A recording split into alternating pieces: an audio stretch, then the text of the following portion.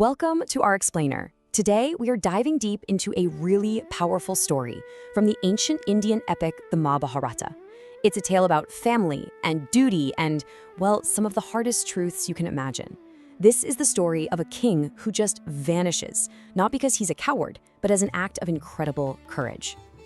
You know, we usually think of compassion as like softening the blow or protecting someone from pain. But this story, it explores a totally different and honestly a much more challenging kind of compassion. It's the kind that forces a painful awakening, all for the sake of someone's true freedom. All right, so our story kicks off with a homecoming in the huge kingdom of Hastināpura. The wise pilgrim Vidura has just come back after being away for many, many years. And the scene is just pure joy. I mean, the whole royal family, from the current King Yudhishthira to his uncle, the old, blind, former King Dhritarashtra, they all rush out to meet him. The text actually says it was as if life itself had returned to their bodies. They're weeping, they're hugging him. After all the war and loss they've been through, having him back is just this deep, comforting relief. So, right in the middle of all this celebration, Vidura is holding something back, a really big something. During his travels, he found out about this horrible catastrophe, the complete and total annihilation of their extended family, the Yadukala clan. But as he's looking at his family, who have already been through so much, he just can't bring himself to say it. He decides to stay quiet. So, this is what you might call a compassionate silence. Vidura makes a judgment call right then and there. They just can't handle any more grief. So he holds on to this devastating news, choosing to spare them, at least for now. And that's our first clue that his compassion is, let's say, complicated. It's very carefully calculated. But there was another truth that Vidura knew he absolutely could not keep to himself. A truth that was personal, incredibly urgent, and it was aimed like an arrow straight at his older brother, the blind king Dhritarashtra. So he goes up to the king, not with comforting words, but with a jolt of pure reality. Escape now. And he's not talking about some physical threat. No, he's talking about something way more profound. He's talking about the arrival of old age and death, the one enemy that no king, no matter how powerful, can ever defeat. Vidura's honesty is just brutal.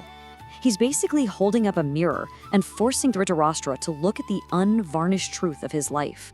Your world is gone, your body is failing you, and you are living on the charity of the very people your own sons tried to murder. There is zero sugarcoating here. And then he delivers the final soul-crushing blow. It's a kind of compassionate cruelty, if that makes sense, and it's designed to completely shatter the king of ego. He compares the once mighty king to a household dog, taking scraps from the hand of his nephew Bhima, who is also his enemy. It's a profound spiritual shock, and it's meant to break this desperate, undignified attachment to a life that's, for all intents and purposes, already over. But Vidura doesn't just tear his brother down and leave him there. He immediately offers him a way out, a path to regain his dignity. He's saying, look, let go of this shell, cut the ropes of attachment that are keeping you in this humiliating spot. Just walk away quietly and face your final chapter with some wisdom. And, amazingly, it works. The harsh words land exactly as intended. Dhritarashtra's physical eyes might have been blind, but Vidura's words, they pry open his inner eye of wisdom. He gets it. He finally understands. The choice is made. That very night, with no ceremony, no goodbyes, Dhritarashtra severs what the text calls the strong chains of affection for his family. He follows Vidura's advice and just walks out of the palace into the darkness. And he doesn't leave by himself. His incredibly noble wife, Queen Gandhari, who, you might remember, had blindfolded herself for her entire adult life in solidarity with her husband, she follows him without a single moment of hesitation. She chooses this harsh, uncertain path of a hermit in the Himalayas over all the comfort of the palace, showing her unwavering devotion to him. So the next morning, the fallout from this secret departure begins. King Yudhishthira, who is completely in the dark about the drama that went down, goes to perform his morning duties. He walks into the royal apartments to pay respects to his elders, as he does every day, but the rooms are silent. They're empty. His uncle, Dhritarashtra, his aunt Gandhari, and their guide Vidura are all gone. A wave of pure panic just hits him. He grabs Sanjaya, the old king's attendant, and his questions are just filled with dread. He can't possibly comprehend how 3 elderly people, one of them blind, could have just vanished into thin air. His mind immediately jumps to the absolute worst-case scenario. He's terrified that their grief finally just became too much, and in a moment of despair, they've taken their own lives. This just goes to show how little he understood the incredible transformation that had taken place only hours before. Right at this moment, this peak of confusion and grief, the story takes a kind of celestial turn. A brand new character walks onto the scene, the great sage Narada. Now, in these stories, whenever Narada shows up, it's a signal that things are about to shift. It means it's time to zoom out, way out, and get the cosmic perspective on what is really going on. Narada tells Yudhishthira, do not grieve. And then he introduces this massive concept, kala, or time. He explains that time isn't just about seconds and minutes ticking by. No, it's an active, powerful force, the will of the Supreme Being, and it orchestrates everything.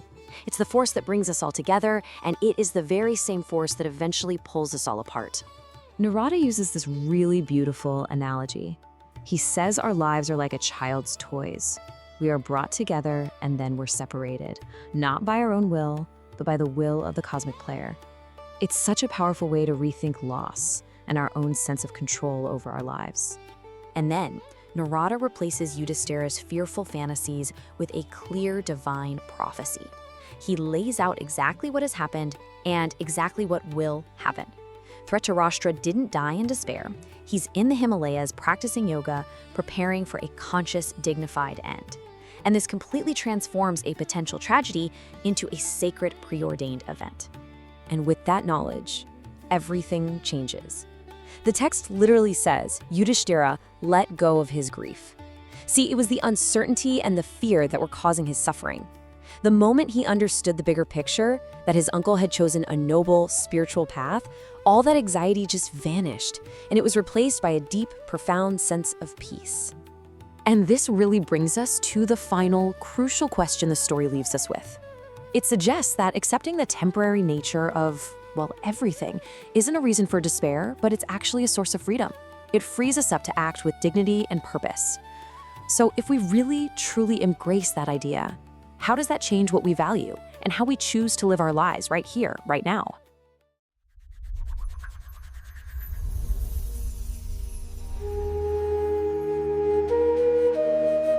Okay, so let's just jump right in. Our deep dive today is taking us into a really emotionally charged and philosophically profound section of ancient Indian scripture. Yeah, we're in Canto 1, chapter 13 of the Śrīmad Bhagavatam.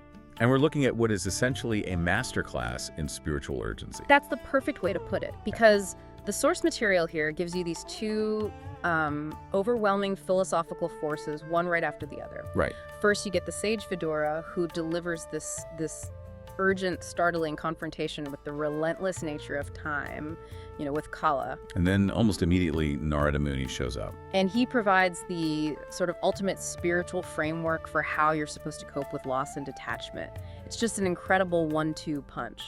So our mission for this deep dive is really to distill that massive shift, how a joyful family reunion it morphs instantly into an existential crisis that demands spiritual knowledge from everyone. And it all kicks off with this highly anticipated return. Vidura's been gone for years, traveling on pilgrimage. He wasn't just, sightseeing, though. Not at all. He was actively seeking knowledge about the Atmanas Gati, the path of the soul, and he gained it directly from the sage Maitreya. So he returns in a state of singular devotion to Canto. And the welcome he gets is just incredible. The Pāṇḍavas, Tatara, Ganhari, Draupadi. The text says they greeted him as if life were returning to the body. It's so visceral. You can feel it. This moment of everyone just shedding tears of love and, separation. This isn't just a political figure coming home. No, it's a family's heart putting itself back together. And that scene, it just sets up the emotional stakes perfectly. And King Yudhishthira, always the wisest one, he asks this really key question about the journey. He doesn't just say, hey, did you have a good trip? Or something like that. No, he makes this amazing point. He says that great devotees like Vidura, they don't just visit holy spots, they're the source of purification. They actually sanctify the pilgrimage sites because they carry the divine presence with them. It's a beautiful statement, but this is where the drama really kicks in, isn't it? Oh, absolutely. Vidura answers every single question about his travels, his experiences. But he deliberately leaves out one monumental detail. The complete and utter destruction of the Yadu dynasty. Exactly. It was news he knew would be just unbearable. The family was already dealing with so much grief from the war. Vidura, coming from this place of deep spiritual compassion, he just couldn't bring himself to add to their pain. So he just holds on to this terrible secret. It's like a psychological time bomb waiting to go off. Meanwhile, Vidura is, governing his kingdom. He's secure, settled with his grandson. Everything seems fine. But Vidura sees something that they're all too complacent to see.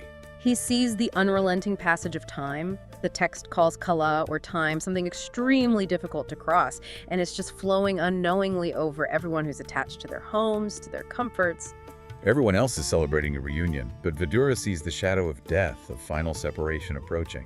And that realization, it spurs him to act. He has to deliver this ultimate spiritual intervention. He doesn't wait for a good time. He goes straight to the blind old king, Lyra, and delivers a shocking command. It's a literal wake-up call. He says, "O king, depart quickly. Behold, this ultimate fear has arrived." And he immediately defines what that fear is. It's not an invading army. It's not a political threat. It's time itself, Bhagavan Kala. Yes. And he stresses that there is no remedy against this force. I mean, no amount of wealth, no army, no relationship can stand up to it. Kala is the power that makes you lose your very life, let alone your property. It's just the unavoidable reality. And I think we need to slow down here because this is the real aha moment. Vidura does not mince words. He delivers one of the most brutal criticisms in the entire scripture to force Dhritarashtra to finally let go. It's a deliberate shock to his ego, to his attachment. Vidura reminds him, your sons are dead, your youth is gone, you're living in a palace that isn't even yours anymore. And yet you still cling to life, accepting food. And here's the line that hits like a physical blow. Accepting food, discarded by Bhima, like a house dog. Wow. The man who killed your 100 sons is now the one feeding you, and you just take it. That image is designed to absolutely shatter any last shred of pride or attachment. And it had to be that harsh, right? Yeah. Because Dhritarashtra was completely blinded by worldly attachment, by moha. Gentle compassion wasn't working. He needed his pride to be so wounded that he'd finally see how worthless his situation had become. His body, his life. It had become, in Vidura's words, useless. The insult was the catalyst. The only way out. So after this devastating diagnosis, what's the philosophical escape hash Vidura offers him? Renunciation. Immediate renunciation. He says a wise man has to leave a worn-out body, see its uselessness, just like you'd shed old clothes. There's no point clinging to a body or a home when its purpose is done. And he's very specific. He tells him to leave right away, don't tell anyone, and head north toward the ascetic regions. And the spiritual shock therapy, it actually works. Dhritarashtra, who was physically blind his whole life, is suddenly described as gaining the wisdom eye. He immediately cuts those strong bonds of affection that tied him down and just walks out. And we have to talk about the quiet devotion of his wife, Ganvari. She famously blindfolded herself to share her husband's life. And here, she just silently accepts his path and follows him toward the Himalayas. They leave everything, the kingdom, security, family, gone. So now we're back in the palace. Dhritarashtra, he finishes his daily rituals, goes to pay his respects to his elders, and the rooms are empty. The panic hits in? Completely. He frantically asks the charioteer, Sanjaya, where'd my blind father go? Where's my mother, my uncle? He's desperate. And Sanjaya, who was so attached to the king, he's just speechless. He's overwhelmed with grief, feeling totally cheated that these great souls just left without a word. He finally just admits, I have no idea. I didn't know. And right into that vacuum of confusion and grief, the divine arrives. The great sage Narada appears. And Dhritarashtra sees him and is just desperate for guidance. He calls him a pilot, showing the shore in a shoreless ocean. It's such a perfect transition. Vidura gave the urgent, practical call to action. And now Narada arrives to deliver the philosophical deep dive, the knowledge you need for lasting peace. His core teaching is simple: do not grieve. But why? Because the entire universe, he explains, is controlled by Ishvara, by the Lord. And the Lord is the one who brings beings together and pulls them apart. It's not up to us. And Narada uses these incredibly powerful analogies to make this point, to make you feel how bound we are.